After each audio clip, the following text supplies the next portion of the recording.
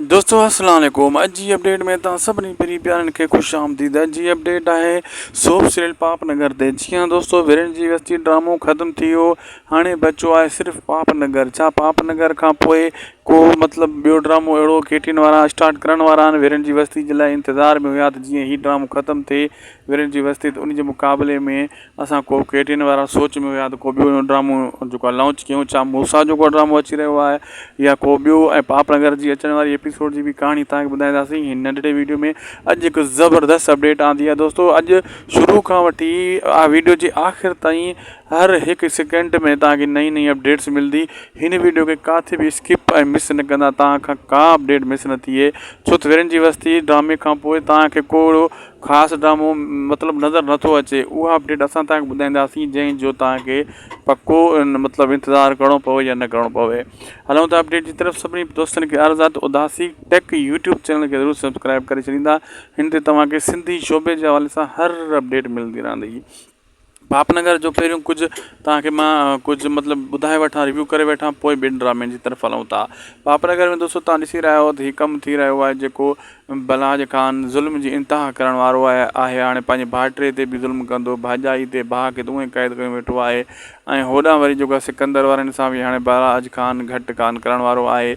ऐं राबेल ऐं मल्हार जे लाइ बि मसइलो तमामु जल्द पैदा थियण वारो आहे। जेको शादी जी शुरूआति थियणु कई आहे, इहो बि हिन जी कंध में मसइलो पइजण वारो आहे। जीअं बलाज ख़ान खे पक थींदी तीअं हिन जो कमु ख़राबु थींदो, छो त उनखे ख़बर पइजी वई आहे त हाणे राबेल छोकिरी जेका इहा आहे मल्हार जी मंग, छो त मिठ लॻे ॿुधाए छॾियो बलाज ख़ान खे त हे हुनजी मंग आहे, तूं इहा ॻाल्हि नथो करे सघीं जे तूं हुन सां निकाह कंदे।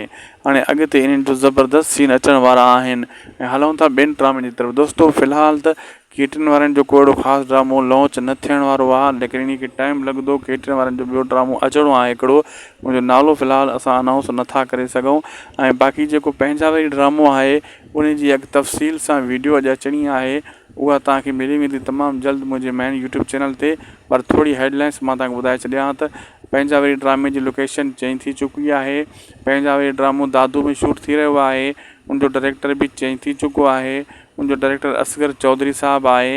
ऐं हाणे तव्हांखे ड्रामो इहो तमामु जल्द ॾिसणु वटां मिलंदो, छो त असगर चौधरी काफ़ी अरसे खां वठी वांदो वेठो। तकरार ड्रामे खां पोइ उनखे को ड्रामो कोन मिलियो ऐं हू सीनियर अदाकार आहे, सुठो डायरेक्टर बि आहे। ऐं हीउ ड्रामो तकरार खां बि वधीक व्यूअरशिप खणंदो। पंहिंजा वरी पहिरियों खजूर साहिबु ऐं आज़म मैंगल खे इहो ड्रामो मिलियो, लेकिन हाणे जेको नई अपडेट सां जेको ख़बर मिली आहे त हाणे डायरेक्टर चेंज थी चुका आहिनि ऐं अदाकार बि मुंहिंजे ख़्याल में घणा चेंज थी चुका आहिनि। ऐं हिन में दादू साइड वारा अदाकार सभु हूंदा जेका तकरार में हुया। थी सघे थो कुझु आज़म मैंगल खे मथां आणनि, छो त आज़म मैंगल इन में हुयो, पर हाणे इन में बहितरीन में बहितरीन अदाकार हाणे बि हूंदा। आज़म मैंगल जी त हाणे पाण तव्हांखे ख़बर आहे, हू हिकु सीनियर एक्टर आहे। बहरहाल हीउ ड्रामो 17 अगस्त खां शूटिंग इन जी स्टार्ट थी रही आहे। सिंध टीवी वारनि जो हीउ ड्रामो आहे पंहिंजा वेरी।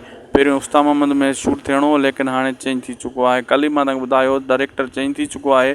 अॼु मां तव्हांखे इहो बि ॿुधायो त हाणे लोकेशन बि चेंज थी चुकी आहे। कल्ह खां टियों ॾींहुं वठी ॿुधायां थो त खजूर साहिब खां ड्रामो खसियो वियो आहे, असगर चौधरी खे मिलियो आहे। इहो तव्हांखे मां कल्ह ॿुधाए छॾियो, पर लोकेशन अॼु ॿुधाई आहे त बाबा लोकेशन बि चेंज थी वई आहे। उहा बि दादू में हाणे शूट कंदा। बलोचिस्तान खां कैंसल थी वियो ड्रामो घणो ताख़ीर जो शिकार थियो, तंहिंजे करे असांखे ॾींदा इजाज़त। उदासी टेक यूट्यूब चैनल खे ज़रूरु सब्सक्राइब, लाइक, शेयर कंदा जीअं तव्हांखां का बि वीडियो स्किप न थिए।